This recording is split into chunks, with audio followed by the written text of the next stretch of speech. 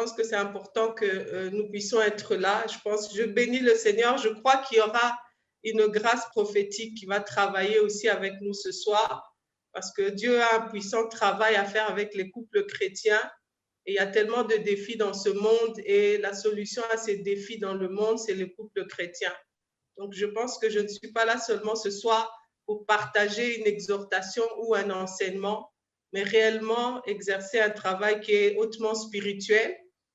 Donc, je bénis la présence de tous, que vous soyez célibataires ou que vous soyez mariés. Je pense que ce soir, chacun d'entre nous aura une part dans le travail que le Saint-Esprit va faire ce soir. J'aime la parole de Dieu. Il est dit que ton esprit me dit de ta part, cherche ma face et je cherche ta face éternelle. Je veux croire que tu es là ce soir, non pas parce que tu es curieux ou curieuse, non pas parce que tu as une maman Blanchine ou que tu aimes le ministère couple vainqueur, mais que tu es là convaincu que c'est une sainte convocation du Seigneur qui a encore un dépôt à mettre ou à poser dans ta vie afin de faire de toi un conjoint ou une conjointe qui sera une source de bénédiction pour son mari, pour son épouse et ses enfants, mais bien plus encore. Parce que si nos couples sont des couples bénis, enracinés et instruments de la gloire de Dieu, ce que nous vivons en tant que bonheur, gloire de Dieu, va aller toucher d'autres personnes qui nous environnent et même jusqu'au-delà avec les réseaux sociaux aujourd'hui. Donc, je crois que tu es là parce que tu as été convoqué par le Seigneur Dieu. Je crois que tu es là parce que tu es convaincu que le Saint-Esprit a un travail à faire dans ton cœur, dans ton intelligence, dans ton âme. Et comme l'a dit Papa Jérémie lorsqu'on parlait tout à l'heure, et pourquoi pas la guérison de Dieu. Je pense que Dieu ne s'arrête jamais à nos agendas. Donc, nous, on est là pour parler de couple, mais ce soir, quelqu'un peut être guéri d'une maladie, quelqu'un peut recevoir une visitation pour le travail, parce que dans la présence des saints, Dieu se glorifie dans tous les domaines qui ont besoin de manifester sa gloire. Donc, avant de débuter, j'aimerais que nous puissions prendre juste quelques minutes pour recommander ce moment entre les mains du Seigneur. Le temps d'adoration n'a pas eu lieu, mais on le fera à la fin de mon exhortation. J'aimerais que là où tu es, je vais lancer un cantique, que tu prennes vraiment 5 minutes pour parler au Seigneur. Dis à Dieu quelle est la raison qui t'a poussé à venir suivre cet enseignement. Le thème est connu, les deux ne feront qu'un, la force de l'unité dans la diversité. Nous allons parler unité, nous allons parler union, nous allons parler collaboration, nous allons parler synergie, nous allons parler symbiose dans le couple et voir avec la parole de Dieu et l'instruction de l'Esprit comment est-ce que nous pouvons être enrichis en tant que conjoints déjà mariés, mais aussi futurs mariés.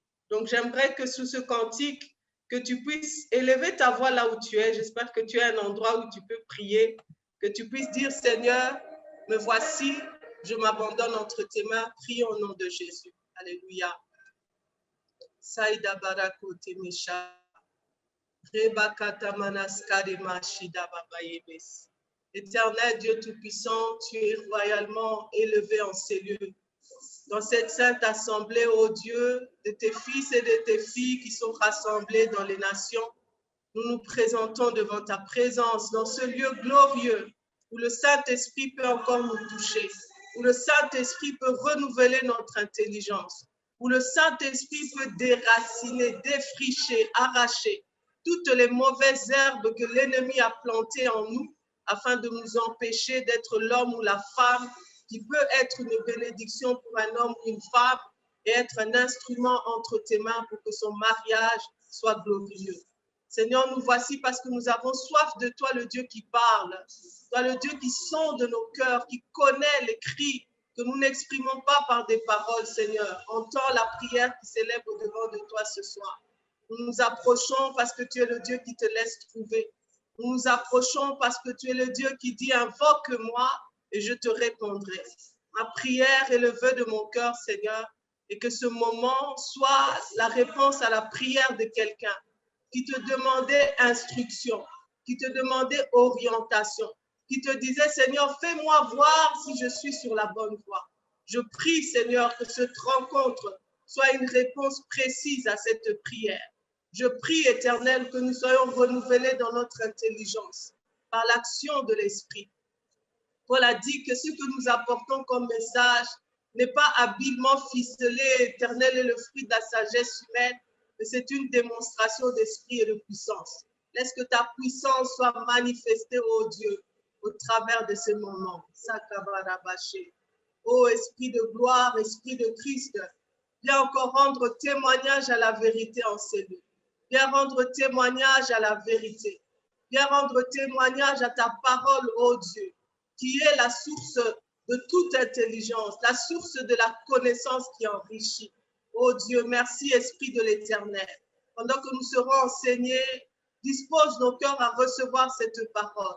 Que tout cœur de chair, que toute oreille endurcie, tout cœur de pierre soit touché par ton onction. Que nous écoutions comme des disciples, ô Dieu, afin de nous corriger, de nous recadrer et de recevoir instruction, Santa Barabosha. Esprit des prophètes, ô Dieu, nous te laissons la place parce que peut-être ce soir un couple a besoin de guérison. Un couple a besoin de cette clé, ô Dieu, pour sa nouvelle saison. Un célibataire a besoin de l'instruction éternelle. Et nous nous abandonnons entre tes mains pour ce travail puissant que tu vas faire. Alléluia. Je bénis l'action de tes anges puissants et glorieux dans chacune des maisons connectées, Seigneur, en ce lieu.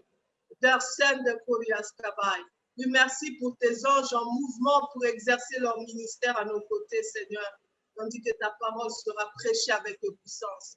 Des voiles vont tomber, Seigneur, des liens vont être rompus, des chaînes vont être brisées, des ténèbres vont être dispersées. À l'autorité du nom de Jésus, cela est rendu possible.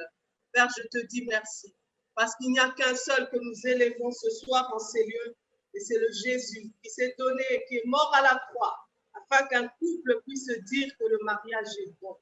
Je te remercie, Éternel. Et c'est dans le nom de Jésus que nous avons ainsi prié et que nous disons Amen. Est-ce que quelqu'un peut applaudir là où tu es? J'aime la présence de Dieu. Alléluia. Est-ce que quelqu'un peut juste applaudir pour le Dieu de sa destinée?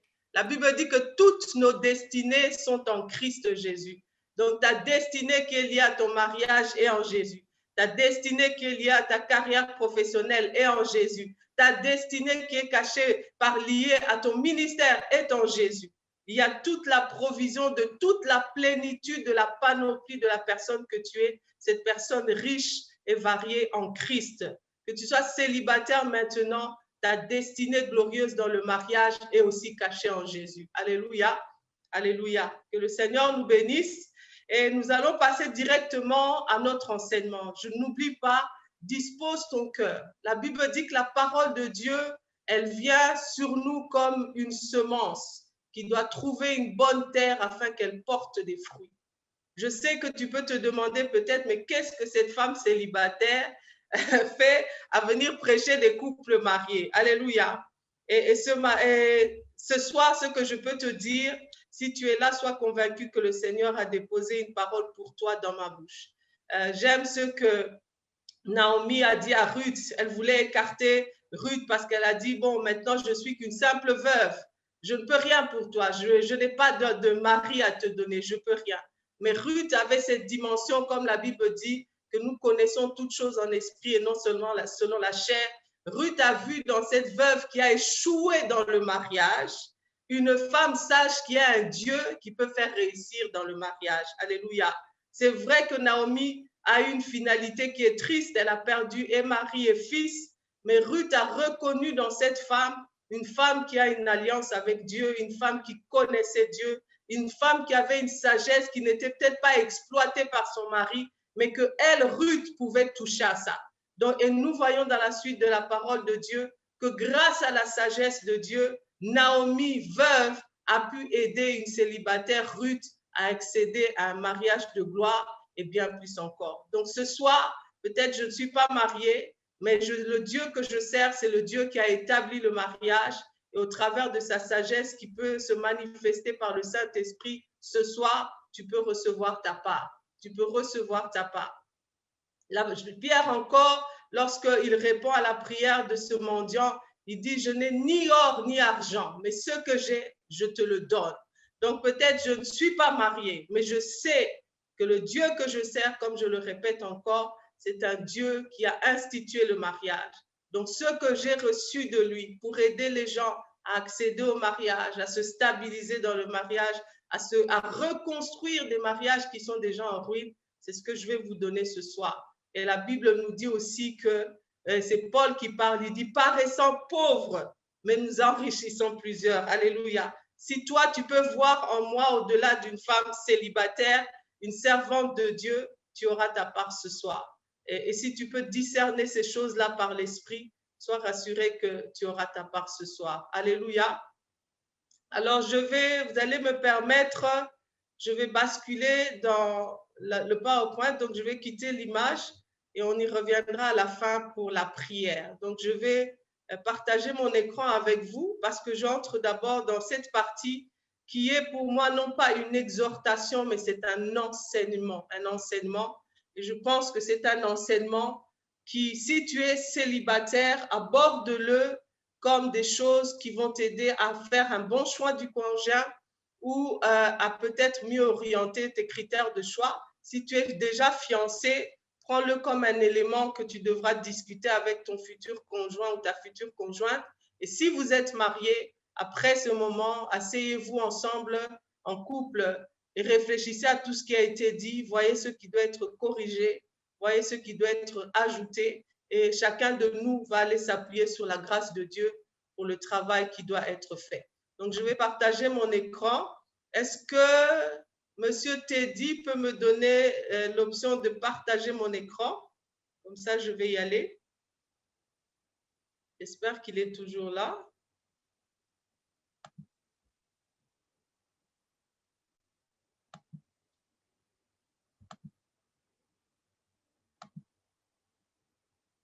Donc, je vais juste attendre qu'on me donne l'option de partager mon écran.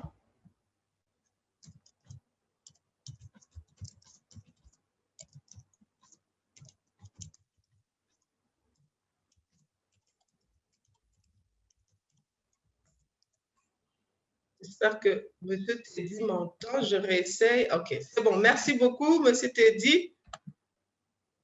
D'accord. Si vous voyez mon écran, les amis, s'il vous plaît, faites-moi juste un signe de la main, thumbs up. Dites-moi que c'est bon. Comme ça, on va y aller.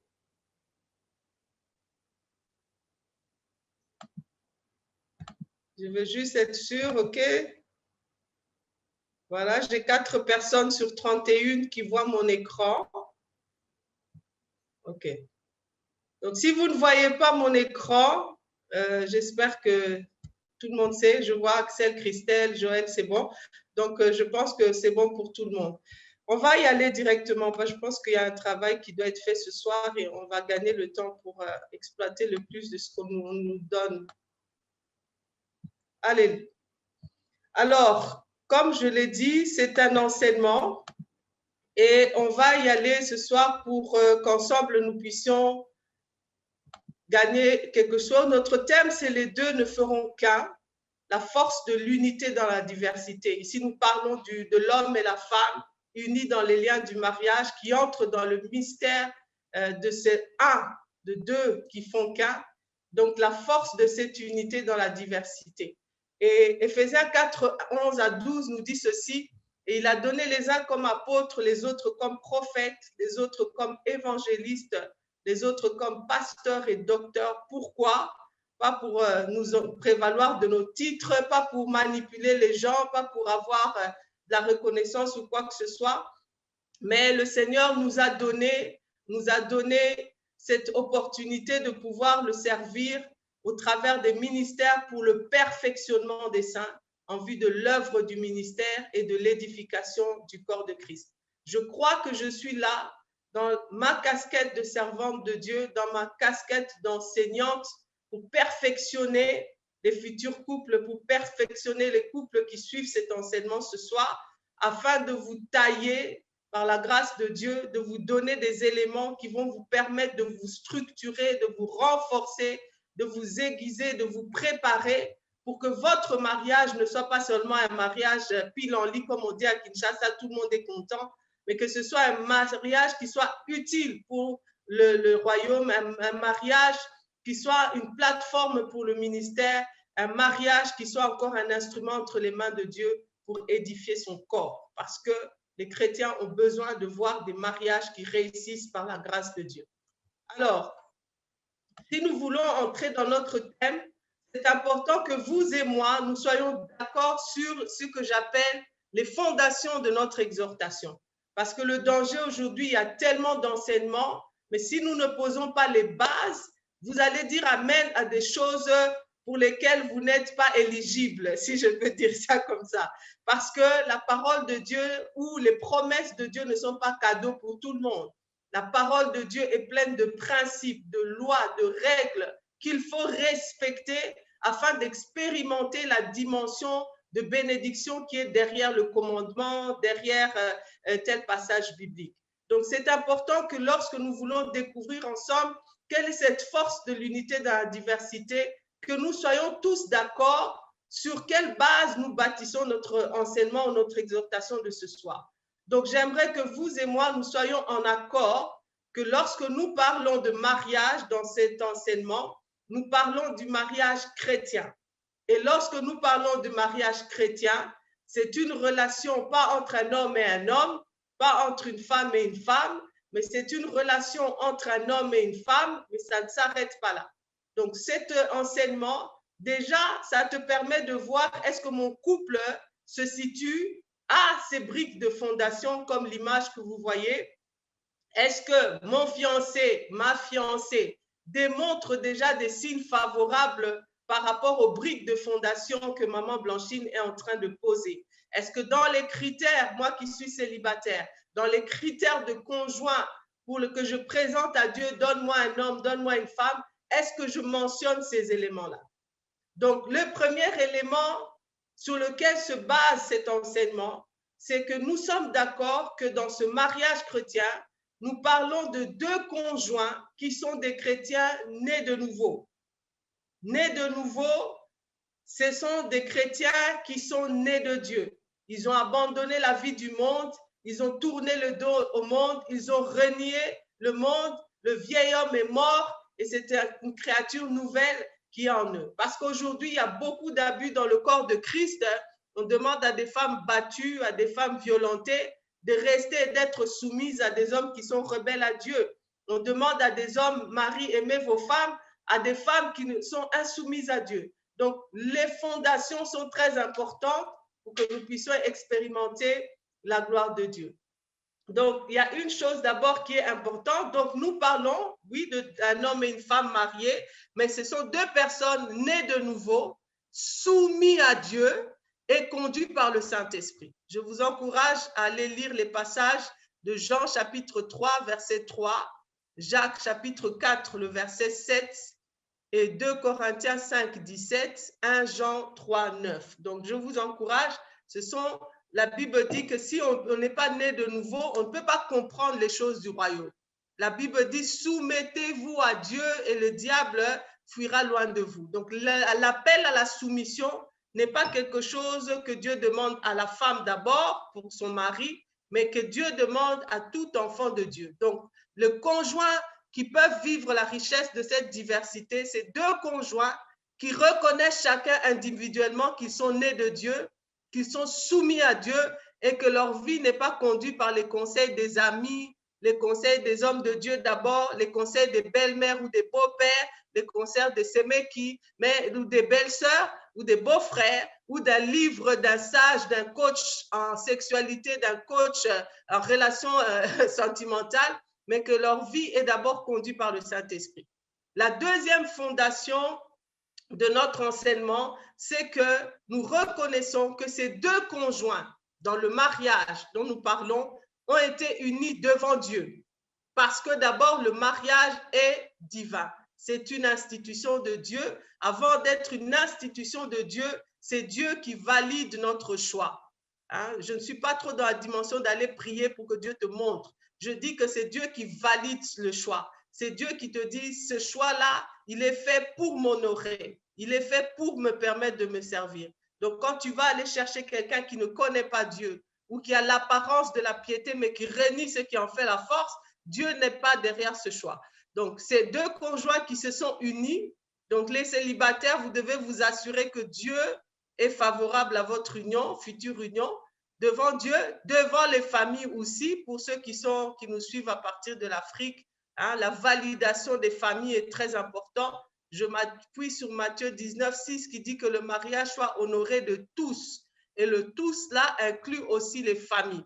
Des fois, Dieu stoppe des mauvais choix en mettant l'opposition dans le cœur de nos parents. Donc, ce n'est pas toujours le diable qui fait que nos parents refusent un choix. Ça peut être aussi le Seigneur qui nous protège en sachant que la famille a son mot à dire. Donc, s'il peut mettre dans le cœur de ton père, de ta mère, un non, c'est un blocage pour t'empêcher d'aller en dehors de sa volonté. L'État, parce que le mariage doit être honoré de tous, l'État aussi doit valider ce choix-là. C'est une reconnaissance en termes de sécurité par rapport à l'environnement social dans lequel nous vivons. Et bien entendu, l'Église qui ne vient pas donner le mariage aux gens, mais qui vient juste apporter la bénédiction spirituelle dans le choix que nous faisons. Donc, nous disons que le mariage qui peut vivre la richesse et le mystère de l'unité dans la diversité, c'est un mariage qui a été validé par Dieu, qui a été célébré, honoré par les familles, qui a été baptisé par l'État et qui est aussi béni, a reçu la bénédiction de l'Église. Les deux conjoints dont nous parlons ici aussi dans notre cas, il s'agit de deux personnes et c'est ce qui manque dans beaucoup de couples chrétiens. Beaucoup de gens, dès qu'ils sont mariés, eh ben c'est fini, je suis arrivée à mon terminus. Et c'est bon, Dieu est content parce que j'ai marié un chrétien, j'ai marié une chrétienne. Mais nous parlons ici de deux conjoints qui gardent cette soif constante. Le mot constant est très important. Même quand ils quittent la pauvreté à la richesse, ils étaient mariés en célibataire, pauvres, ils sont maintenant riches, milliardaires, ils étaient des simples chrétiens, ils sont devenus de puissants serviteurs, ils étaient hommes, femmes, maintenant ils ont des enfants. Ils ne s'arrêtent pas à ça. Dans toutes les étapes de ce couple, il y a cette soif constante, cette recherche constante de comprendre quelle est la volonté de Dieu et le plan de Dieu pour eux à chaque saison de leur vie, à chaque étape de leur vie. Devant toute situation, favorable ou pas, ils cherchent d'abord à comprendre quelle est la volonté de Dieu pour nous maintenant.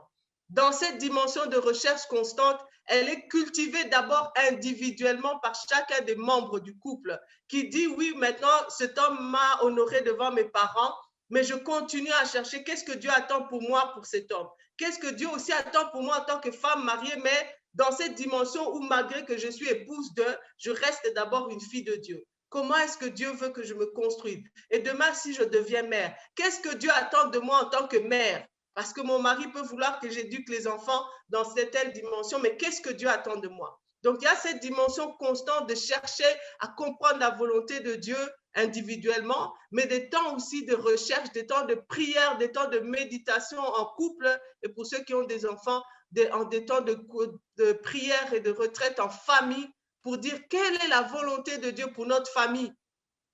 Qu'est-ce que Dieu attend pour nous maintenant qu'on a quitté le pays, on s'est déplacé, on a maintenant plus de richesses. Quelle est la volonté de Dieu pour notre famille? C'est de cette famille-là, de ce mariage-là, de ce couple dont on parle.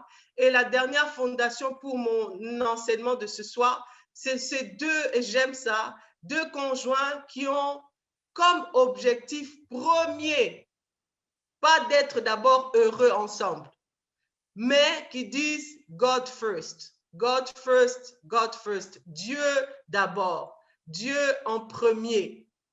Donc, ces deux personnes, déjà même au niveau de leur fiançailles, ils sont là en train de réfléchir, demain on va être mariés. Comment est-ce qu'on peut garder Dieu comme la priorité de notre couple? Mariés maintenant, ils se focusent toujours, qu'est-ce que Dieu attend de nous? Comment nous pouvons faire d'abord de l'Éternel nos délices avant que nous puissions chercher à ce qu'il réponde aux désirs de nos cœurs. Donc, c'est à deux personnes, deux conjoints qui ont comme objectif premier de servir Dieu et son royaume en faisant de leur couple et de toutes les ressources auxquelles leur couple accède par la grâce de Dieu, de les mettre à disposition pour le royaume de Dieu. Des gens qui disent que notre couple, nous le donnons comme un vase utile entre les mains de Dieu. Nous le donnons comme un vase, non pas d'usage vil, pour qu'on soit des gens qui deviennent le modèle. Si le mariage doit être comme le mariage de maman telle et de papa tel, il faut laisser. Donc, votre mariage, vous vous dites chrétien, mais votre mariage est devenu le modèle d'exemple à ne pas suivre. Ne faites pas ça chez vous. Alléluia. Donc, non, ce sont des gens qui disent, on ne vit pas pour les applaudissements des gens, mais nous vivons pour que notre couple serve à Dieu. C'est pourquoi on n'a pas peur de montrer nos combats, pas peur de montrer nos tribulations, pas peur de montrer comment nous nous battons contre la stérilité, comment nous avons fait face à l'infidélité, comment est-ce que nous traitons nos finances. Nous parlons de ces choses ouvertement. Nous ne vendons pas l'image d'un couple parfait parce que ça n'édifie personne. Tout le monde sait que tous les couples passent par des problèmes, mais il y a des couples qui, par la grâce de Dieu, traitent bien leurs problèmes et continuent d'avancer. Donc, ce sont des gens aussi qui parlent ouvertement de leur réussite, qui parlent du secret de leur réussite financière, du secret de la réussite de leur sexualité, du secret de la réussite de l'éducation de leurs enfants, parce qu'ils ont compris que tout ce que nous avons pu réussir avec Dieu, les clés, les leçons que nous avons apprises peuvent servir à quelqu'un. Vous n'avez pas besoin de faire un ministère pour ça. Des fois, c'est juste inviter vos amis à dîner le soir et de partager votre témoignage. Donc, nous sommes d'accord avec, j'espère les amis, que vous êtes d'accord avec mes 4 briques de fondation que je vous ai proposées ce soir. Si vous êtes d'accord, j'aimerais le voir dans le chat, les amis, si vous êtes d'accord. Si vous êtes d'accord, bien entendu. Oui, je mets en plein écran. D'accord? J'espère que vous êtes d'accord, parce que s'il n'y a pas ces fondations, tout ce qu'on dit là, vous allez dire demain, ils ont menti. Ce n'est pas nous qui avons menti. Tu n'avais pas posé les bonnes fondations pour que ton mariage puisse expérimenter les choses dont nous parlons. Alors, nous avançons. La deuxième chose que j'aimerais que nous puissions comprendre, quand on parle d'unité dans la diversité, c'est-à-dire que c'est un mystère en fait, parce que comment même la mathématique dit 1 plus 1, ça fait 2. Mais la Bible nous dit 1 plus 1 égale 1. D'ailleurs, chez nous, c'est 1 plus 1 plus 1 parce que Jésus est là, le troisième brin de la corde, et ça fait 1. Donc, c'est un calcul bizarre, une équation compliquée, et c'est un mystère. Le mariage n'est pas seulement un processus qui va du mariage civil au mariage. Le mariage n'est pas une célébration, n'est pas une fête. Le mariage, ce n'est pas une alliance. Le mariage, c'est un mystère. Donc, c'est un message codé ou c'est un code. Et pour vivre, découvrir ce qu'il y a dans ce code, il faut déchiffrer le code, aller vers celui qui a codé ce mystère. Et Dieu a fait le mariage. Nous ne pouvons pas penser parce que nous sommes des gentils chrétiens, parce que nous nous aimons, j'aime mon mari, j'aime ma future épouse ou ma future femme, elle est gentille, il est un gentil chrétien, que nous allons réussir le mariage.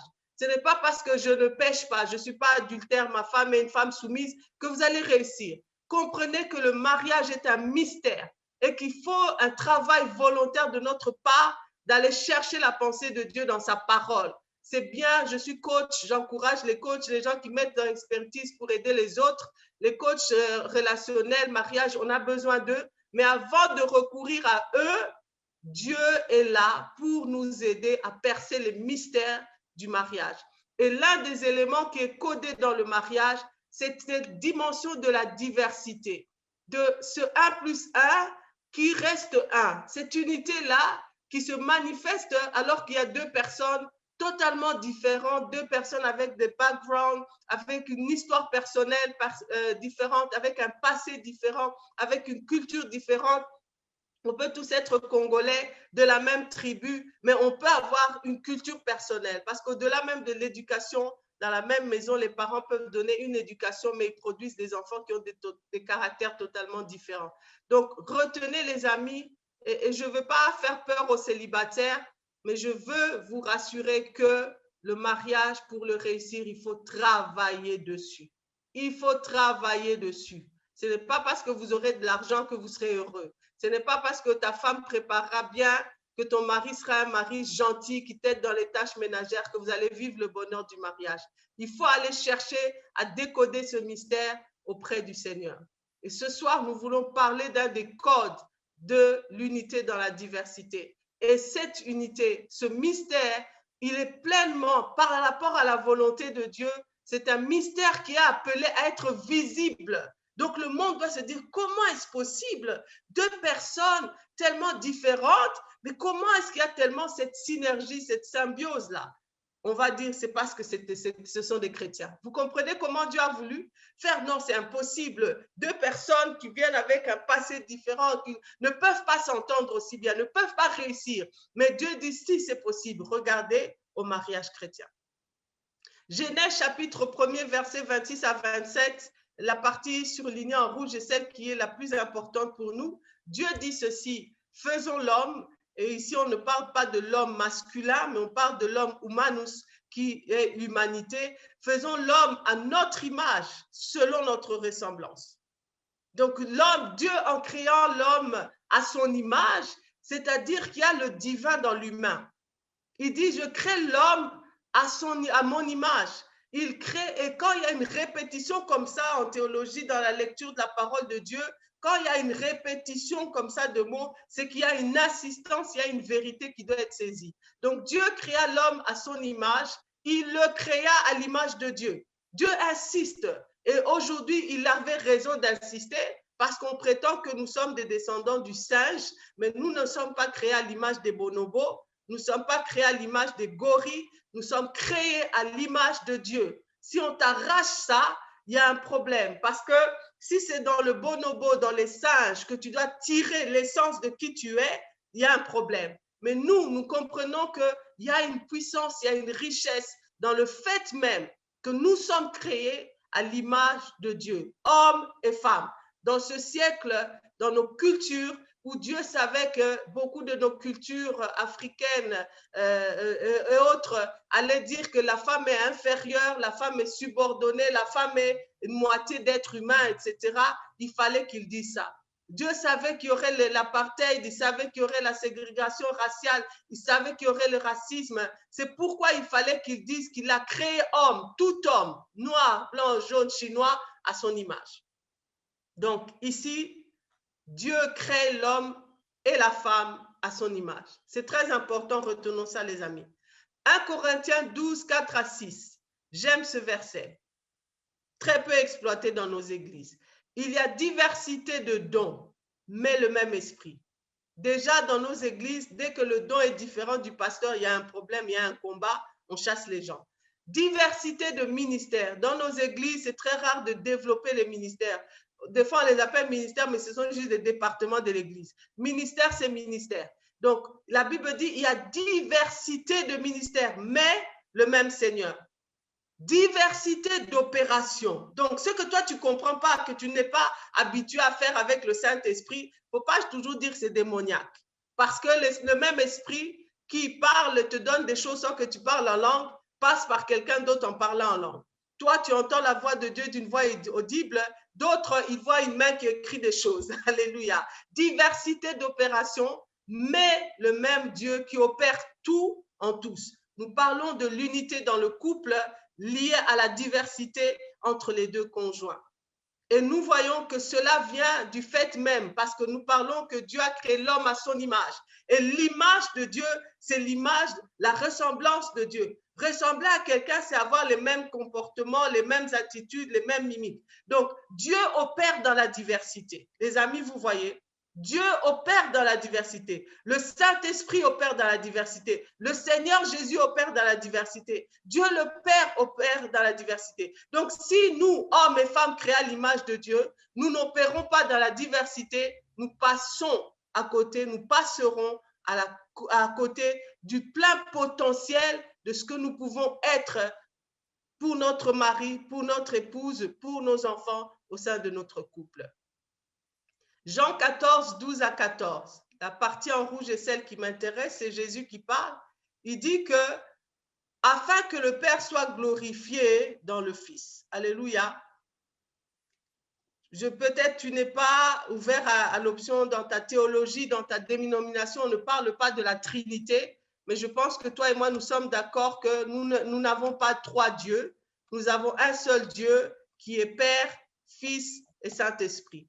Et cette dimension-là, bien que la Bible n'utilise pas le mot Trinité, la capacité de l'unité du Père, du Fils et du Saint-Esprit sont pleinement révélées dans plusieurs passages de l'Écriture, et dans 1 Corinthiens 12, mais ici encore aussi où Jésus dit que le Père tire sa gloire aussi dans le Fils. Je parle de l'unité dans la diversité et je pose les fondements que si nous sommes créés à l'image d'un Dieu qui est dans la diversité, d'un Dieu qui, bien qu'il soit Père, Fils et Saint-Esprit, fonctionne dans la diversité, ces trois êtres ne sont qu'un seul Dieu, ces trois êtres, bien qu'étant un seul Dieu, ont des opérations différentes tout en se glorifiant l'un et l'autre. Alléluia. C'est que nous, hommes et femmes, qui avons cette essence, cette nature du divin en nous, nous devons être aussi capables d'opérer dans cette dimension.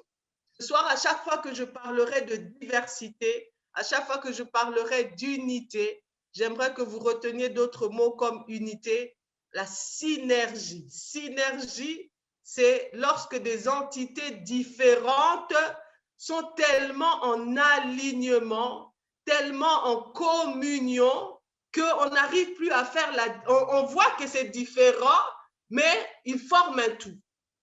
Si vous connaissez les kizoba-zoba, ce sont les tissus où on peut te faire un vêtement en récupérant des bouts de panne différents ou un patchwork, comme on dit. En fait, c'est des morceaux de tissus différents, mais qu'on utilise pour faire un seul vêtement.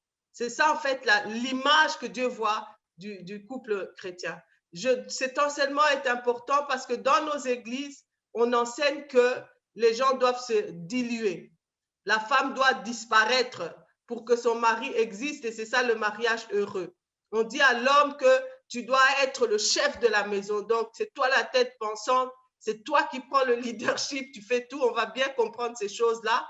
Et on est dans un mariage où tout le monde est absorbé sous l'homme, où tout le monde, la femme se sentant brimée, va commencer à s'être dans l'insoumission et on aura une lutte de pouvoir au sein du mariage. Tout ça simplement parce que beaucoup dans nos églises, on n'a pas expliqué aux gens que tu n'as pas besoin de disparaître pour faire exister ton mari.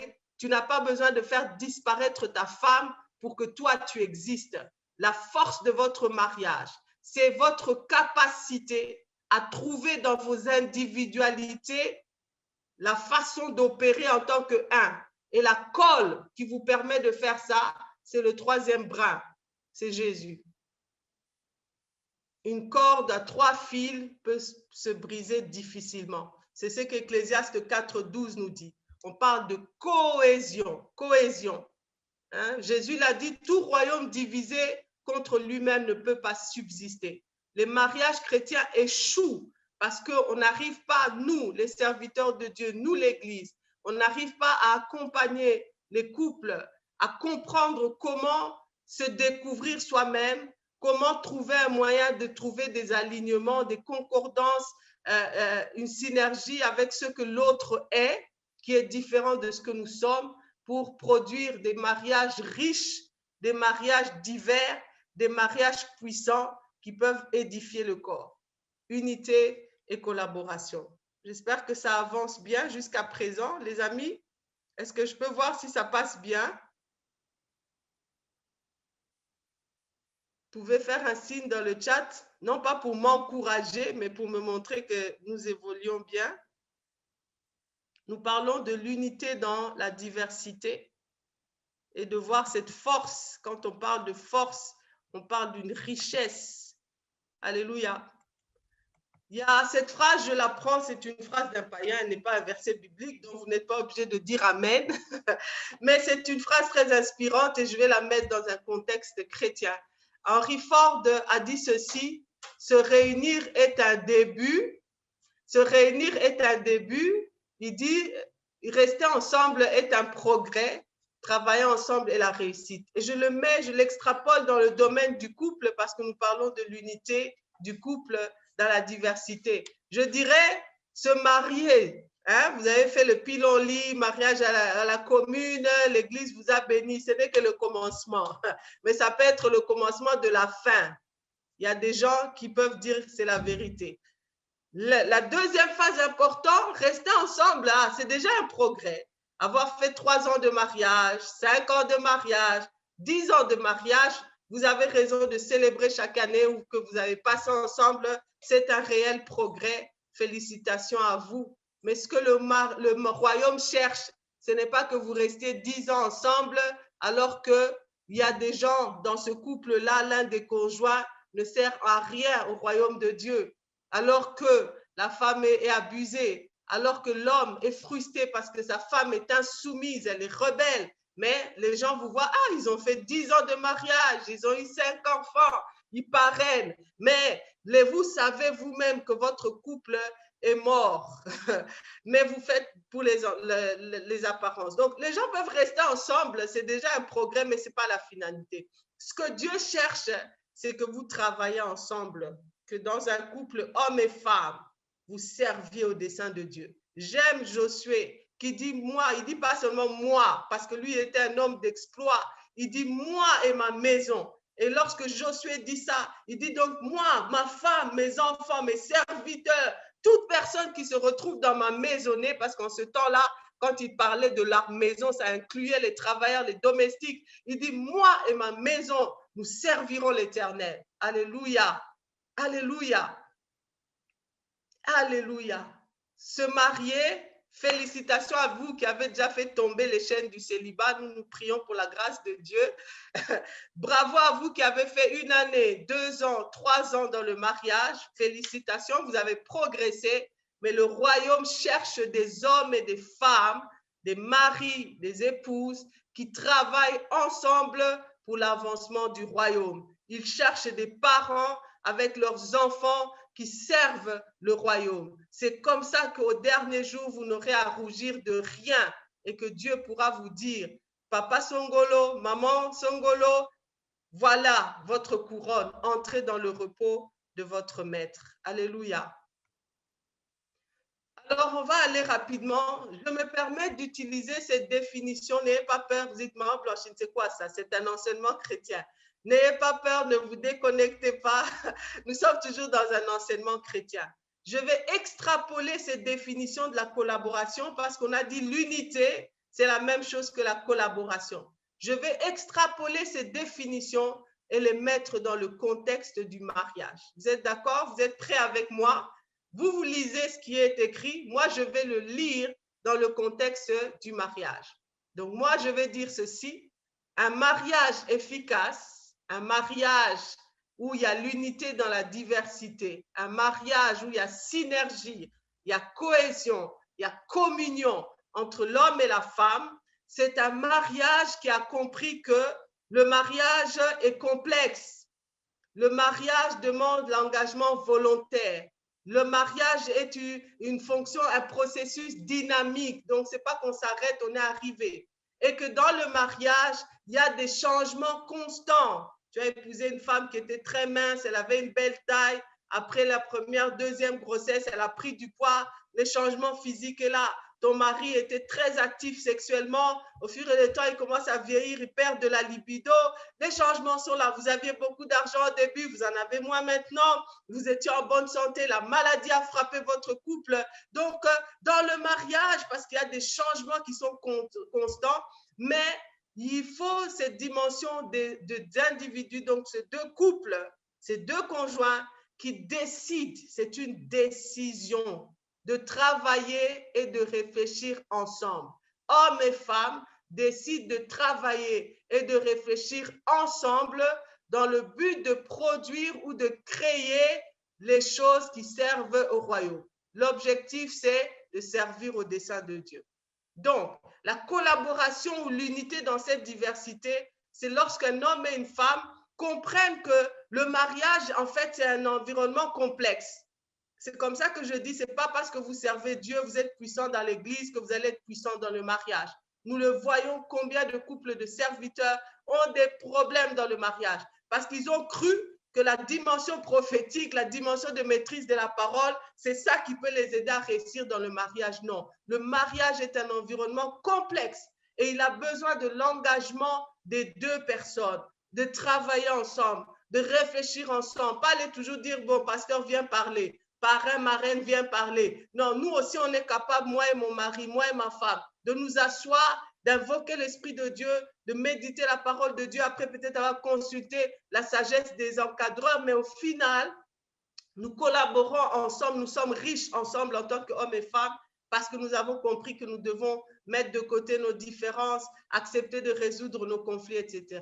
Une deuxième définition de la collaboration que je vais transposer dans le contexte du mariage, que la collaboration efficace dans le mariage, les célibataires comprenaient ça, c'est la mise en commun par un homme et une femme de leurs compétences tout en partageant une compréhension commune de l'objectif à atteindre. On a encore dit ici, l'objectif du couple n'est pas d'amasser de la richesse, n'est pas d'être le couple d'influenceurs sur Facebook. L'objectif du couple, c'est de servir au dessein de Dieu. Donc, il y a une collaboration efficace dans le mariage quand moi et mon mari, mon futur mari, que Dieu le bénisse là où il est, nous décidons quelles sont les compétences. Ah, Blanchine, elle a ceci. Ah, mon mari, il a cela. On ne voit pas les compétences et les forces de l'autre comme un élément, des éléments à abattre. Toi, tu te prends pour qui? Tu te crois, toi, intelligente. Toi, tu te crois plus spirituel. Non. Ah, mon mari est un homme très spirituel. Ma femme, elle est forte dans la gestion financière. Nous prenons toutes ces compétences-là, nous les mettons ensemble pour atteindre l'objectif commun de notre mariage, qui est de servir au dessein de Dieu. Troisième définition, la collaboration efficace dans le mariage, j'aime ça, un processus volontaire de partage mutuel. Je suis contre tous ces enseignements qui imposent des choses dans des couples. Maman accepte seulement, supporte seulement. Nous ne sommes là pas pour forcer les choses sur les gens, nous donnons des conseils basés sur la parole de Dieu, mais nous devons plutôt chercher à gagner l'engagement volontaire des conjoints. L'engagement volontaire des conjoints. Parce que lorsqu'il y a cet engagement volontaire de partager ce que nous sommes, donc lorsque un homme et une femme décident de partager ce qu'ils ont en commun, de travailler ensemble, de développer une vision, combien de couples ont réellement une vision de leur couple? Demandez aux fiancés, est-ce que vous avez une vision? Pourquoi est-ce que vous vous mariez? Oh non, pour servir Dieu. Mais ça veut dire quoi servir Dieu pour vous deux? On cherche la volonté de Dieu. Ça veut dire quoi? Donc, la collaboration efficace, la richesse de cette diversité, c'est quand on découvre, c'est quoi la richesse de ma femme, de ma future épouse, c'est quoi les richesses de mon futur époux. Ah, mon mari cuisine très bien. Donc, je ne vois pas pourquoi dans mon couple demain, on va laisser les gens dire que c'est la femme qui doit cuisiner. Si dans mon couple à moi, le cordon bleu, c'est mon mari, c'est pas que le mari va commencer à faire la cuisine chaque jour. Mais lorsque nous allons redistribuer les tâches, on va y revenir dans notre foyer, on va prendre en considération c'est qui a la main verte, qui a un cordon bleu, qui a la tête pour les chiffres, qui a la capacité de planification efficace. Et on va mettre tout ça ensemble pour nous permettre d'atteindre l'objectif qui est de servir au dessein de Dieu. Unité dans la diversité. Le divin manifeste dans le mariage chrétien. Beaucoup de mariages chrétiens, excusez-moi, je respecte et j'aime le mariage, je le célèbre, je travaille pour aider les couples, mais dans beaucoup de mariages chrétiens, c'est des visions live de l'enfer, quoi. C'est des visions live de tout ce qu'il ne faut pas être, de tout ce qu'il ne faut pas faire. C'est des visions live d'hypocrisie, c'est des visions live d'abus. Il n'y a pas que ça. Nous avons heureusement beaucoup de modèles aussi qui nous encouragent, des célibataires comme nous, à aspirer au mariage parce que nous avons vu des mariages réussir. Et ces mariages réussissent parce que ces gens-là, ces deux couples, ces deux conjoints ont compris que le couple chrétien avec l'Église corps du Christ, je ne parle pas des personnes individuelles, les amis. Je parle d'organisation spirituelle. Quand je parle d'une organisation, c'est déjà deux personnes. Le chrétien en lui-même peut pleinement vivre la divinité parce qu'il a le Saint-Esprit individuellement. Mais quand on regarde aux organisations spirituelles, les organisations instituées par Dieu, le couple et avec l'Église, corps du Christ, cette organisation qui peut opérer pleinement dans la dimension du divin. Est-ce qu'il y a des couples et les mariés qui suivent là? Vous pouvez dire Amen. C'est-à-dire que si quelqu'un cherche à voir Dieu dans sa plénitude, qu'il vienne le chercher à l'église. Vous comprenez les amis, hein? Si le monde veut voir ce dont Dieu est capable, qu'il aille à l'église, il va voir Dieu pleinement déployé. Mais même si tu ne vas pas à l'église, si tu veux voir Dieu pleinement déployé, va visiter un couple de chrétiens. Est-ce que quelqu'un peut dire Amen à ça? Donc, si quelqu'un veut voir ce que Dieu Père est capable de faire, ce que le Saint-Esprit est capable de faire, ce que Jésus est capable de faire, même si tu ne vas pas à l'église, mais si tu fréquentes un couple chrétien, tu vas voir tout ce dont Dieu est capable. Alléluia. Alléluia. Donc, les couples chrétiens sont l'autre organisation spirituelle dans laquelle Dieu se déploie dans sa totalité. Et vous voyez les trois exemples ici que je donne, la Sainte Trinité, Père, Fils et Saint-Esprit, l'Église, corps du Christ, Sainte Trinité, rappelez-vous, nous parlons de l'unité dans la diversité. Hein? Le Père est différent. Si tu ne le sais pas, le Père est différent. Jésus même dit aux gens, la date de la fin du monde, moi, je ne connais pas. Il n'y a que le Père qui connaît. Jésus dit que le Saint-Esprit ne fait rien de lui-même. Il prend de ce qui est à moi, il annonce. Mais il dit qu'il est bon que je me retire, que je m'en aille, afin que le Saint-Esprit vienne. Il dit c'est un avantage. Donc, il y a des choses que moi, Jésus, dans ma chair, dans la chair, Fils, je suis capable de faire. Mais il y a d'autres choses, seul le Saint-Esprit peut le faire en vous. Donc, nous avons Père, Fils et Saint-Esprit différents, mais la richesse de leur cohésion, la richesse de leur synergie, nous en bénéficions aujourd'hui, l'Église en bénéficie, les chrétiens en bénéficient. La Sainte Trinité, l'unité dans la diversité. Le Père ne fait rien sans dire au Fils. Le Fils fait ce qu'il a vu le Père faire. Le Saint-Esprit ne fait rien de lui-même, il prend de ce qui est au Fils. Vous voyez cette unité-là dans la diversité. Et Christ, je parle du corps de Christ, de l'épouse, l'épouse Jésus-Christ et l'épouse qui est l'Église. Les mamans, il ne faut pas dire, hein, il est le mari, Jésus n'est pas un polygame.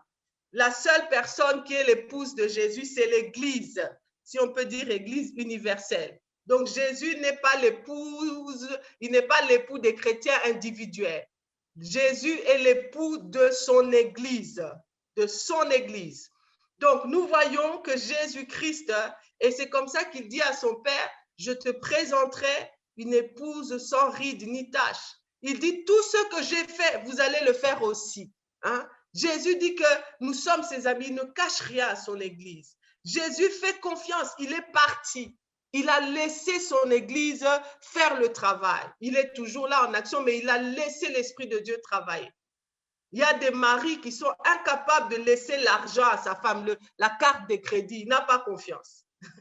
Ma femme, elle ne sait pas gérer l'argent. On va voir ça tout à l'heure. Il y a des femmes qui sont là, mais il n'y a pas de communion avec le mari. Jésus est en totale communion avec son Église. Jésus est en totale communion avec son Église. Il est présent, il intercède pour son Église. Mais il y a des femmes qui ont dit, je ne peux pas prier, qui ne prient pas pour leur mari. Elle ne prie pas pour son mari. Mais Jésus, assis à la droite de Dieu, intercède pour son Église chaque jour. Mais toi, madame, tu pries combien de fois pour ton mari? La troisième entité, c'est le couple chrétien. Et ça commence avec Jésus d'abord, le mari, la femme. L'homme et la femme soumis à Jésus. La femme soumise à son mari. Et le mari, comme Jésus aime son Église, le mari aime aussi sa femme. Je répète encore une fois, si nous plongeons nos regards à sonder comment le Père, le Fils et le Saint-Esprit fonctionnent, comment des entités si différentes sont en totale communion, en totale cohésion, on va comprendre comment Jésus fonctionne avec son Église et on va tirer des enseignements pour fonctionner nous aussi en tant que couple chrétien. Dans la Sainte Trinité, ce sont des passages que je vous donne. Jésus dit ceci, collaboration efficace, cohésion, communion. unité dans la diversité. Il dit, moi et le Père, nous sommes un. Il y a moi et le Père, on est différents, mais nous sommes un. Quand nous fonctionnons, c'est l'unité parfaite. Jean 17, 21, il dit, c'est sa prière, il dit, comme toi, je prie pour eux. Donc, ce que Jésus est avec son Père, c'est incroyable, les amis. Je ne sais pas s'il y a des couples chrétiens qui comprennent ça. Ce que Jésus est avec son Père et avec le Saint-Esprit. Il dit, comme toi et moi, on est un. Je prie afin qu'eux aussi soient un. Alléluia. Alléluia. Donc, dans le mariage chrétien, c'est anormal que la femme ne connaisse pas les comptes en banque de son mari. C'est anormal qu'elle ne sache pas que son mari a tel héritage. Madame, c'est anormal que ton mari ne sache pas quel est le nom de ta meilleure amie. Qu'elle ne sache pas c'est quoi ta plus grande peur. Il dit, comme toi, Père, tu es en moi et comme je suis en toi, je prie afin qu'eux aussi soient un en nous. Alléluia. L'unité là. Jean, il parlant du Saint-Esprit, il dit ça. Il dit, l'Esprit de Dieu, il prend ce qui est à moi et vous le dit. Tout ce que le Père est à moi est à moi. Les maris qui nous suivent, les futurs maris, est-ce que tu es résolu dans ton mariage que tout ce qui est à toi appartienne aussi à ta femme? Ça va au-delà de dire communauté des biens. On peut être communauté des biens. Beaucoup de couples chrétiens ont signé communauté des biens, mais dans le mariage, c'est communauté des riens en fait. Alléluia. Communauté de biens, c'est d'abord une disposition de cœur. Que je ne cacherai rien à ma femme, que je ne cacherai rien à mon mari. Je ne parle pas de cacher des mauvaises choses, même de cacher à ma femme que chérie, là, je me sens dépassée. Là, je sens que je vais craquer. Là, je n'arrive plus à avoir de la force. De dire à ton mari que chérie, en tout cas, moi, à côté, ça, je ne sais pas très bien faire. Au lieu de prétendre que tu es une bonne ménagère, une bonne cuisinière et d'aller acheter des plats au resto, prétendant que c'est toi qui prépares. Dis à ton mari, moi, je ne sais pas bien faire la cuisine. Dis à ton fiancé. Comme ça, vous allez trouver la manière de fortifier les points faibles de l'un et de l'autre. L'Église corps du Christ, on a déjà parlé de ce verset. Je prends Romains 12, 4 à 5.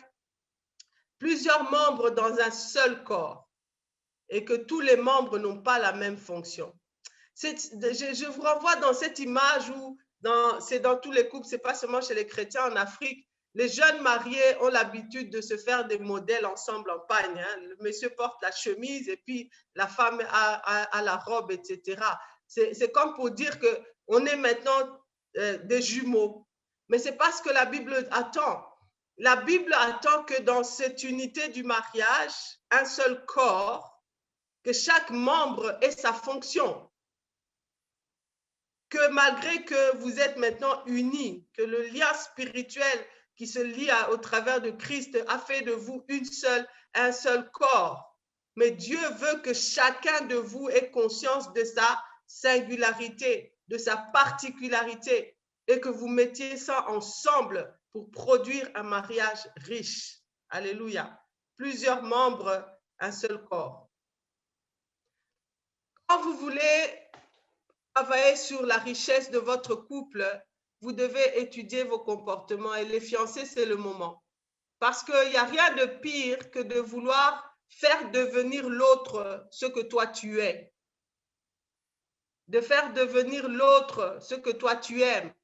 Dieu veut que nous puissions nous marier et c'est pourquoi le mariage est le meilleur terrain pour apprendre la patience, la tolérance. Les couples mariés pourront dire c'est vrai, pour apprendre le don de soi.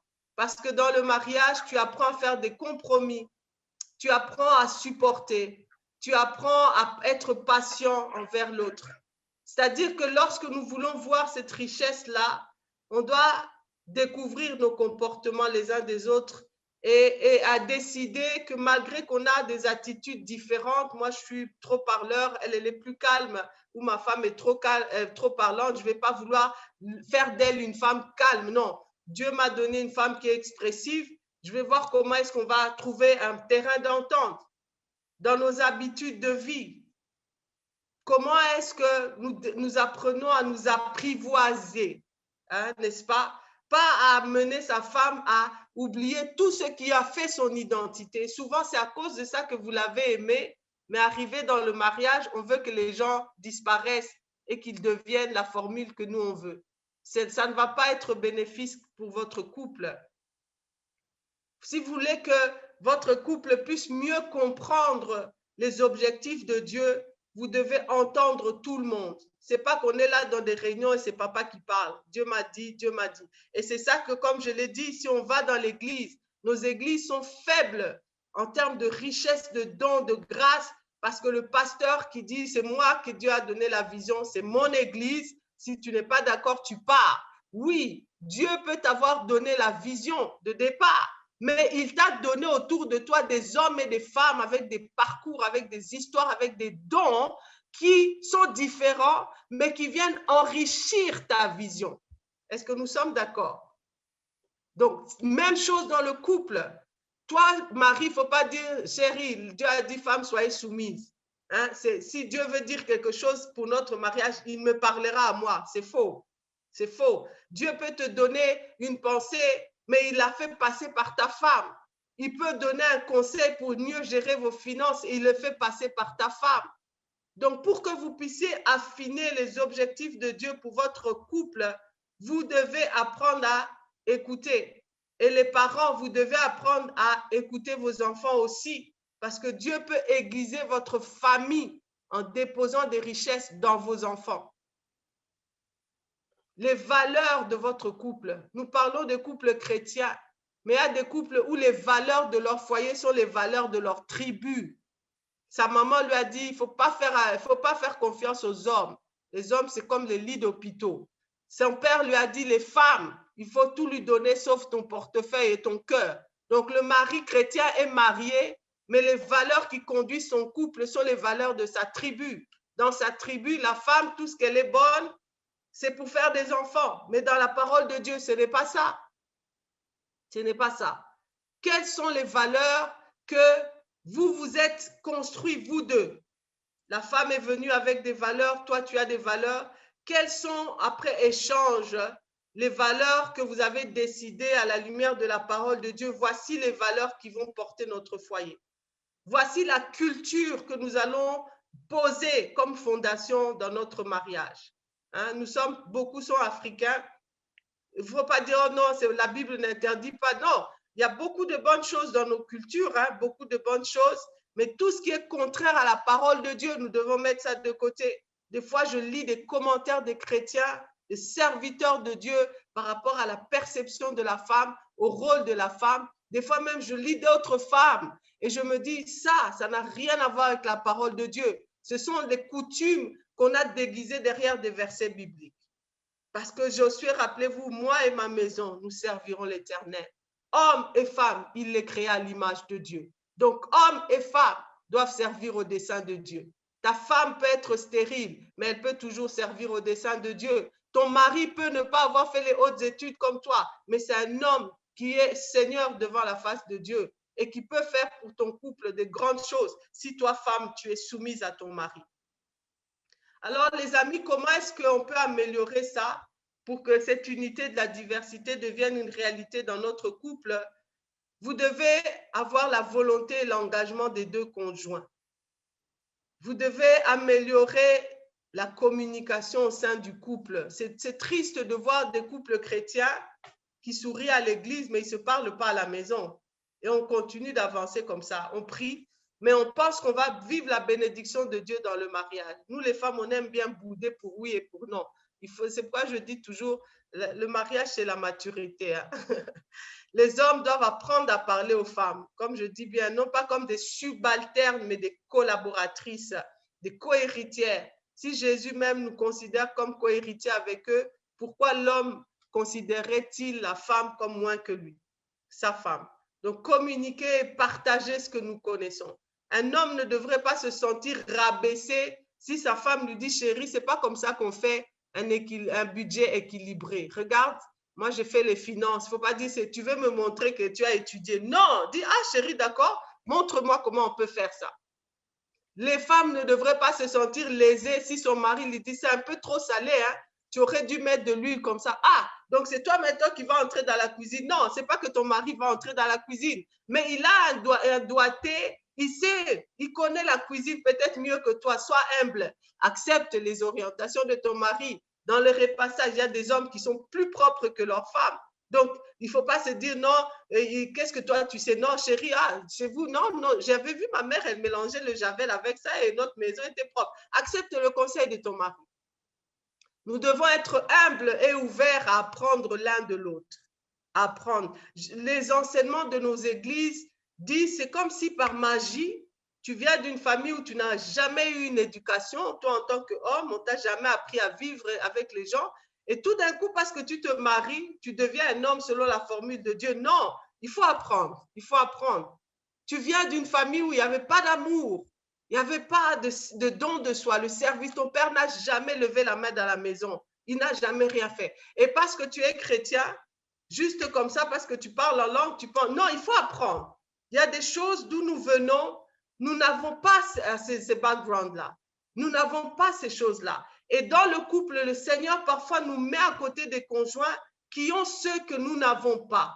Et s'il y a l'orgueil de l'homme, il y a l'orgueil de la femme, vous ne vivrez jamais cette richesse-là dans la diversité. Regardez des couples puissants où on peut vous dire, l'homme n'a pas de honte à dire, si je suis l'homme que je suis, c'est ma femme. Elle m'a appris à parler français. Elle m'a appris à faire ça parce que ma femme venait d'une bonne famille. Une femme va dire, si je suis la femme que je suis aujourd'hui, c'est mon mari. Mon mari m'a appris à faire ça. Mon mari a appris à faire ça. Donc, les deux conjoints se rendent compte qu'au départ, en fait, on était très différents, mais on a appris l'un de l'autre. On avait cette disponibilité, cette humilité à apprendre. Maintenir la clarté des rôles et des responsabilités. Ici, j'aimerais vraiment parler au couple chrétien.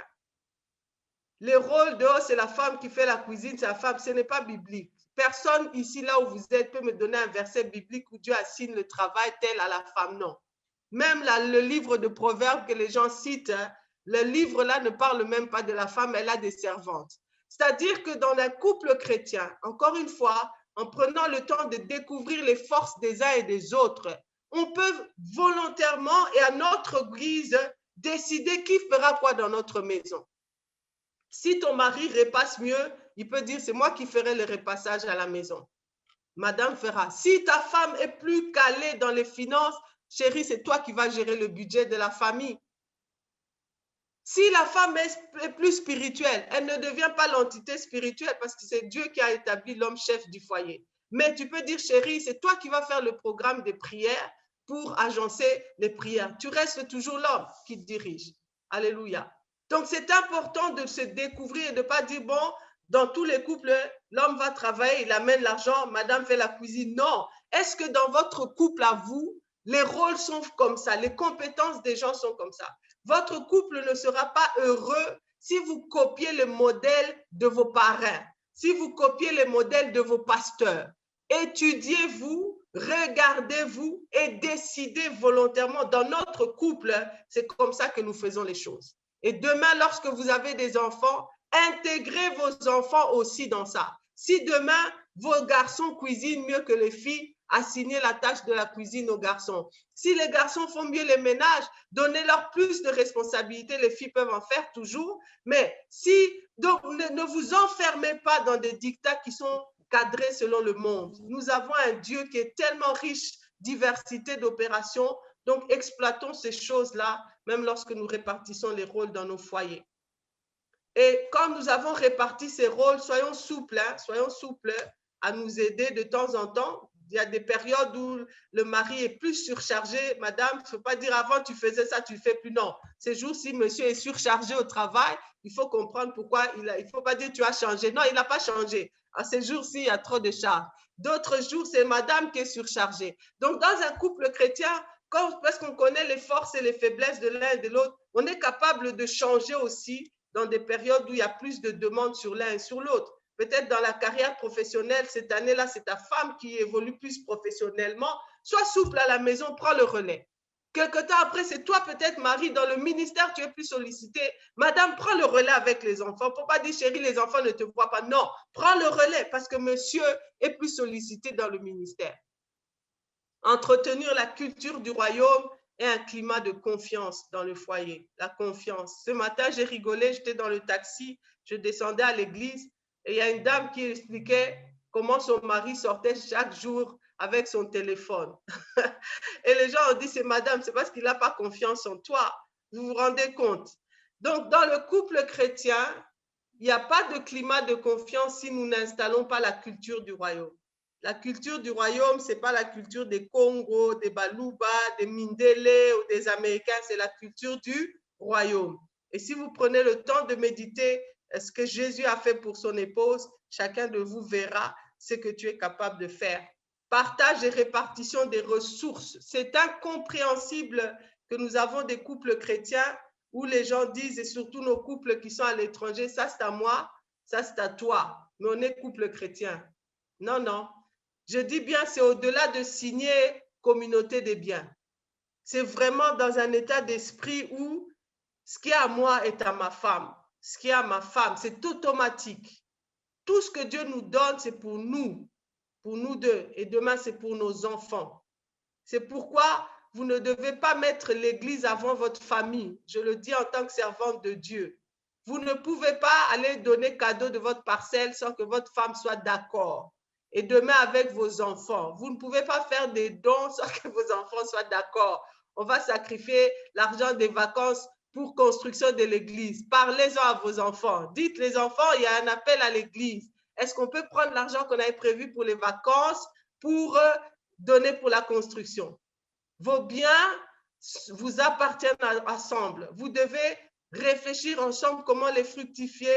Vous devez réfléchir ensemble comment les donner, que ce soit pour l'œuvre de Dieu, pour la belle famille. Personne dans un couple ne peut faire des cadeaux en cachette. C'est qu'il y a un problème. Et l'idéal, c'est d'ailleurs que l'autre conjoint fasse des cadeaux dans le couple de la belle famille au nom du couple. C'est beaucoup mieux. Donc, pour les parents, j'insiste, ne forcez pas vos enfants à servir Dieu. Engagez-les dans l'utilisation des ressources de la famille pour que vos enfants disent que nous avons donné la maison. Nous avons donné notre argent de poche pour ceci, cela. Et puis aussi, il y a la bonne gestion des conflits. Hein, tout ça, ce sont des enseignements. Et on va finir ici, atterrir rapidement pour dire que les obstacles justement à cette richesse de la diversité, c'est quand les deux conjoints ne se connaissent pas bien.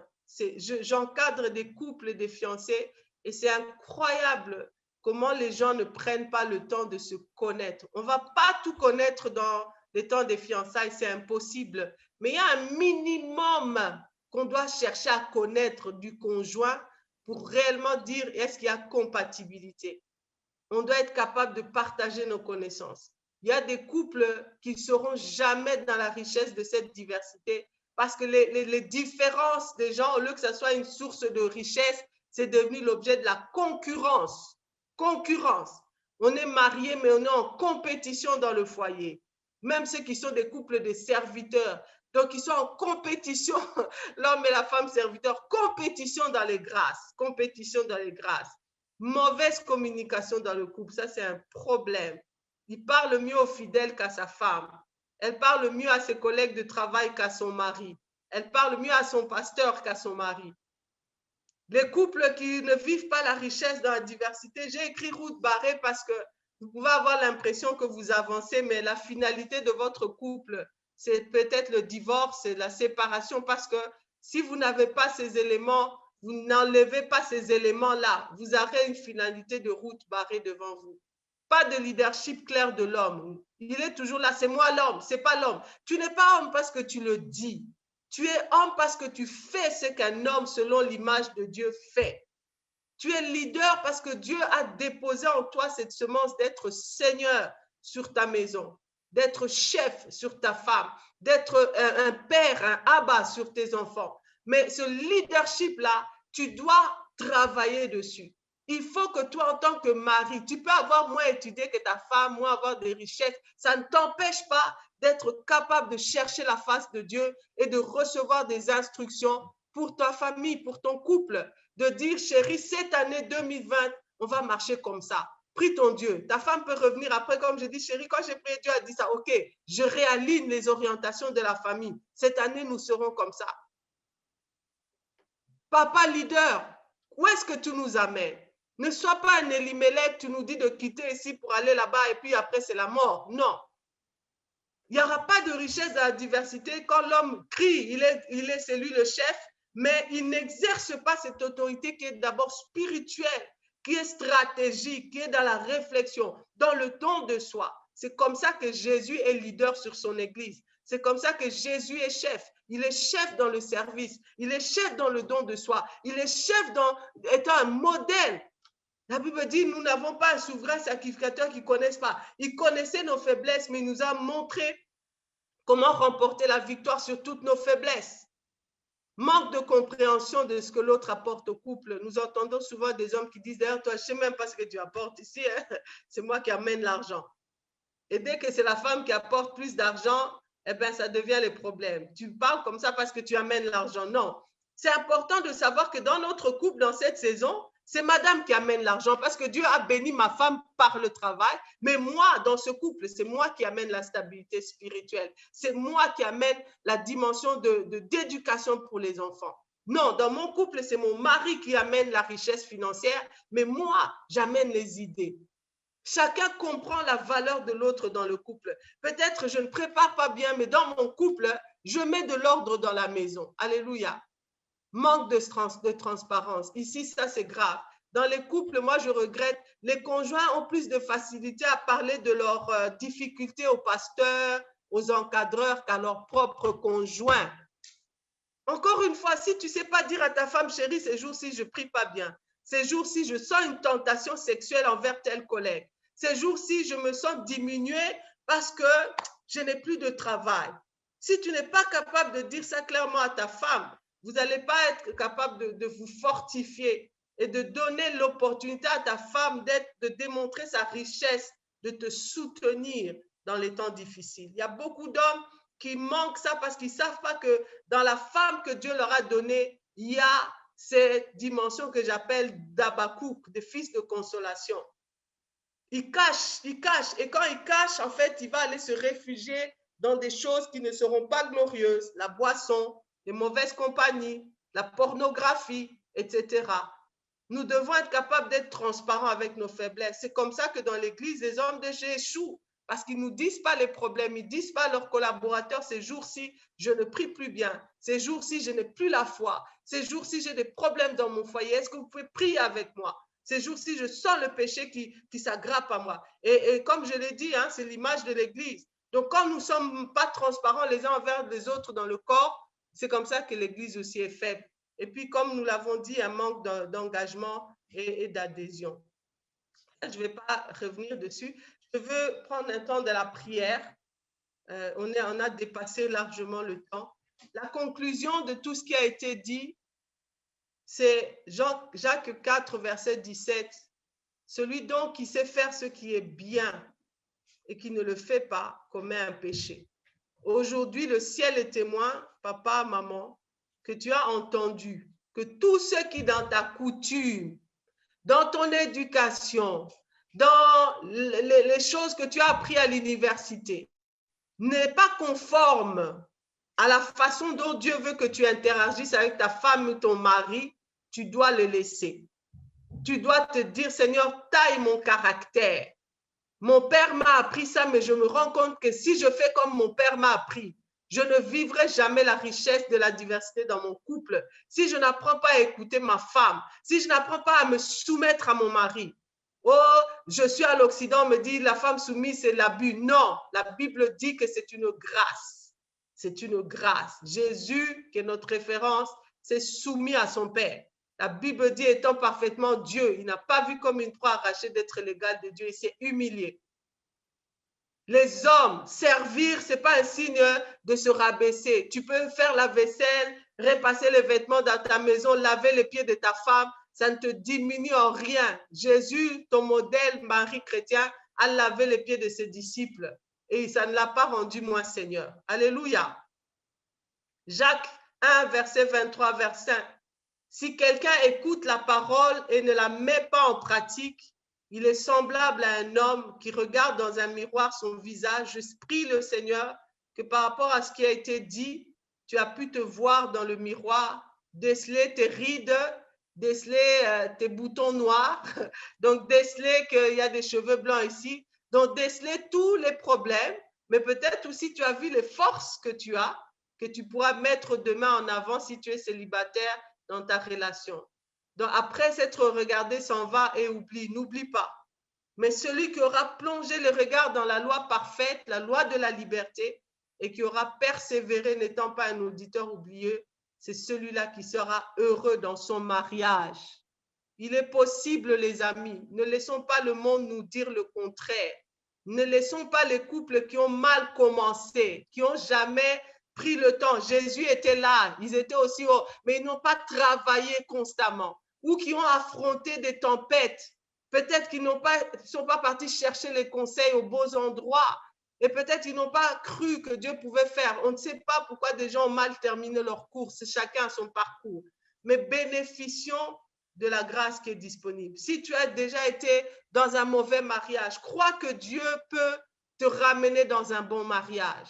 Qu'après les eaux amères, tu peux goûter aux eaux douces du mariage. Toi qui es célibataire, n'aie pas peur de t'engager dans le mariage. Pose les bons fondements. Et la résolution de vivre un mariage où toi et ta femme, ce n'est pas un contre un, seulement moi, dont ma femme, tu es là pour me servir, je suis là pour servir mon mari. Non, ensemble, nous allons nous servir pour pouvoir servir Dieu. C'est ça la vision du mariage. Cette unité-là de deux personnes qui sont conscientes qu'elles ont des caractères différents, qu'elles ont des façons de voir le monde différents, mais ils s'alignent par rapport à la parole de Dieu. Des gens qui peuvent avoir des niveaux de connaissance des choses de Dieu différentes, mais qui valorisent la dimension de connaissance de Dieu de l'autre, qui valorisent la dimension du Saint-Esprit de l'autre. Et c'est ça que le Seigneur nous demande de faire. J'espère que ce petit message a été une bénédiction pour vous. Et là où tu es, tu peux peut-être applaudir et nous allons prendre un temps pour prier juste même 5 minutes. Alléluia.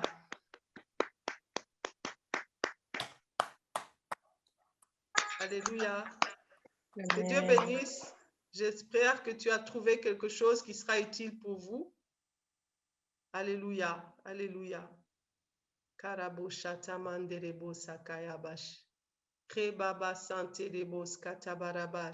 où tu es, commence déjà à prier. Alléluia. Là où tu es, commence déjà à prier.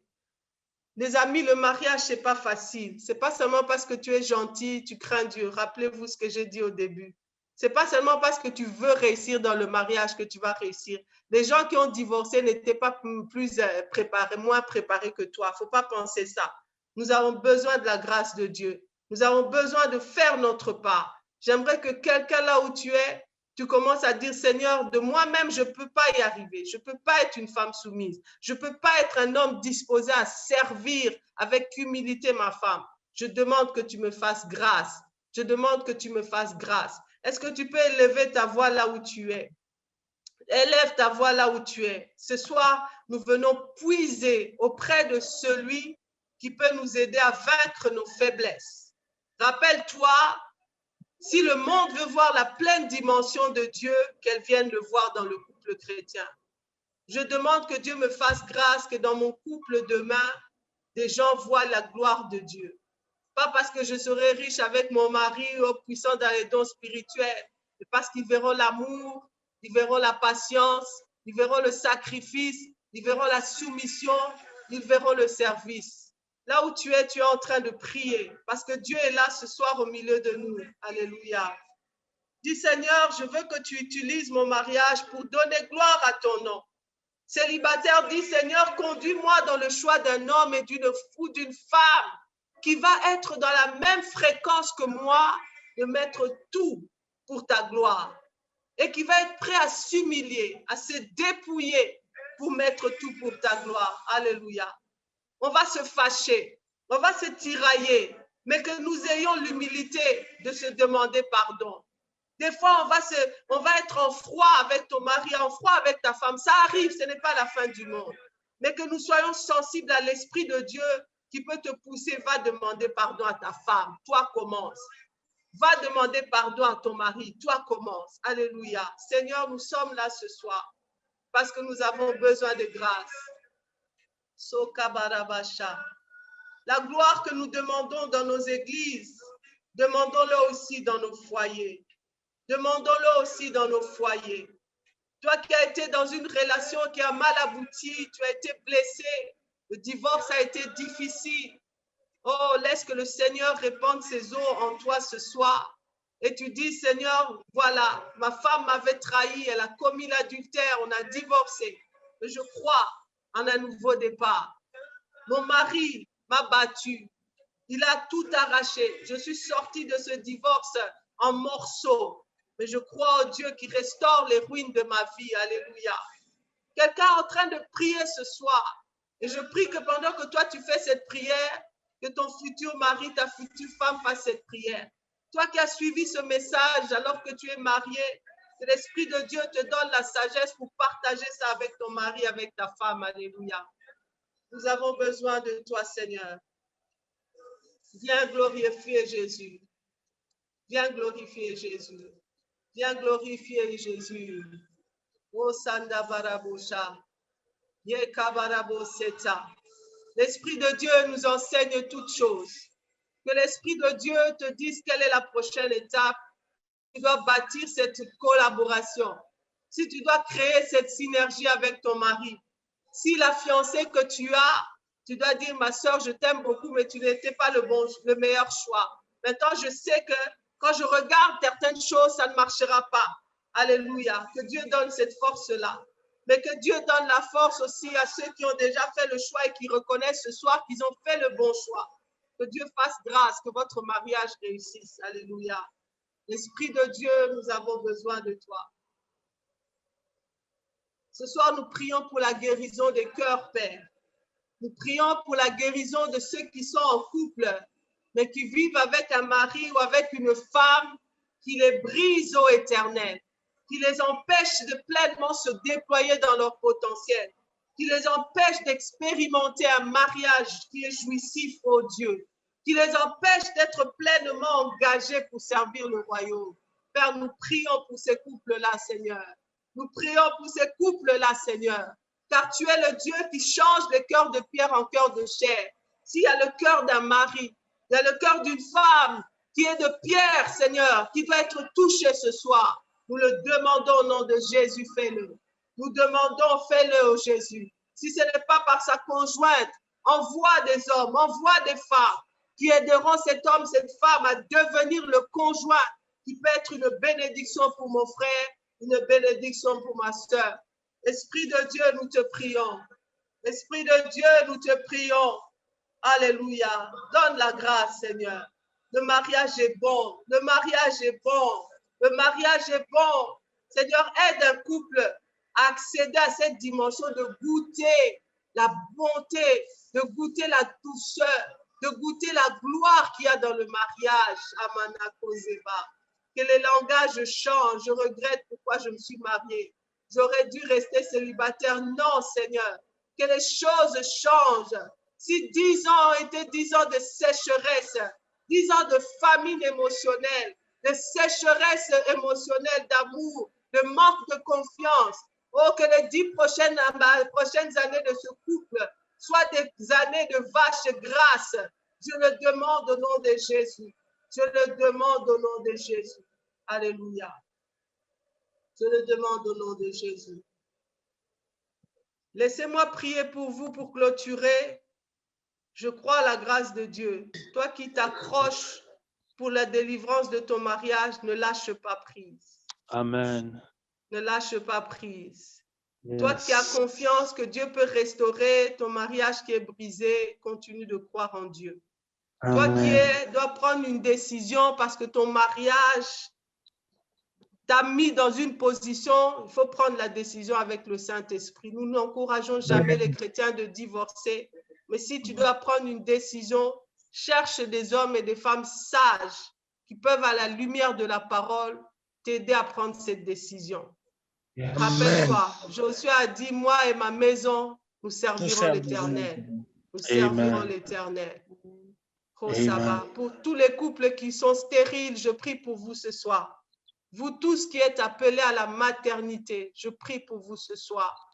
Que le Seigneur, le Dieu que nous servons, que le Seigneur, le Dieu que je sers, qu'il puisse étendre sa main dans votre foyer si la maternité, la paternité était un sujet de tension, peu importe ce que les diagnostics des médecins ont dit, que le miracle de la maternité, que le miracle de la paternité soit votre partage au nom de Jésus.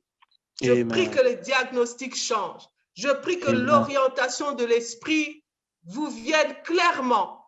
Si vous devez aller à l'adoption, que vous receviez cette instruction de manière claire. Si vous devez recourir à la FIV, que le Seigneur non seulement vous ouvre les portes, mais qu'il donne les finances. Si vous devez encore patienter parce que la maternité biologique est votre partage, que Dieu vous fortifie dans cette foi. Alléluia. Amen. Je prie pour les finances. Je prie pour les finances de tous les couples fiancés qui peinent à officialiser le mariage à cause de l'argent.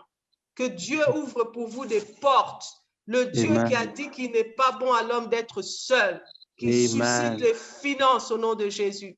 Je prie aux couples qui sont stressés, oppressés, frustrés à cause du chômage, à cause des dévoreurs dans vos finances, dans vos activités. Vous essayez beaucoup de choses, vous récoltez peu. En ce soir, au nom de Jésus, je menace les dévoreurs. Je menace les dévoreurs dans vos activités commerciales, dans vos activités professionnelles, quelles que soient les limitations, quelles que soient les réclamations des familles. J'exerce l'autorité du nom de Jésus et je fais sauter ce verrou. Je fais sauter ce verrou dans vos activités financières, dans vos activités professionnelles. Que le chômage libère votre maison, que la précarité quitte votre maison. J'ordonne à la prospérité de s'attacher à vous. J'ordonne à la fécondité, à la multiplication de s'attacher à vos activités. Et cela au nom de Jésus. Et cela au nom de Jésus. Amen. Que tout ce qui vous fait pleurer maintenant devienne un témoignage demain. Maternité, chômage, blocage, combat même des belles familles, peu importe. Que toutes ces choses, parce que la sagesse de Dieu vous est communiquée, que ces choses demain deviennent des témoignages qui vont édifier plusieurs. Alléluia. Amen. Merci Seigneur pour ce temps. Merci Seigneur pour ce temps. Bénis le ministère de Papa Jérémie, Seigneur, couple vainqueur. Bénis tous ceux qui travaillent avec eux pour donner des enseignements, des temps de prière aux couples. Que ce ministère aille de l'avant, Seigneur. La Bible dit le plus petit deviendra un millier. J'appelle l'élargissement, pas seulement en nombre de participants, mais en qualité de mariage restauré, en qualité de couple qui accède au mariage béni. Je le demande et bénis la maison de ton serviteur. Souviens-toi de chacun de ses besoins. Au nom de Jésus, nous avons ainsi prié. Amen. Amen. Là où tu es, soit tu applaudis, soit tu dis Amen. Gloire à Dieu. Amen. Amen. Amen. Merci. Amen. Amen. Amen. Amen. Amen. Alléluia. Alléluia. Merci Seigneur pour le doigt béni. Que le Seigneur bénisse chacun des participants. Alléluia. Je remets la parole à Papa Teddy ou Papa Jérémie, je ne sais pas qui. Amen.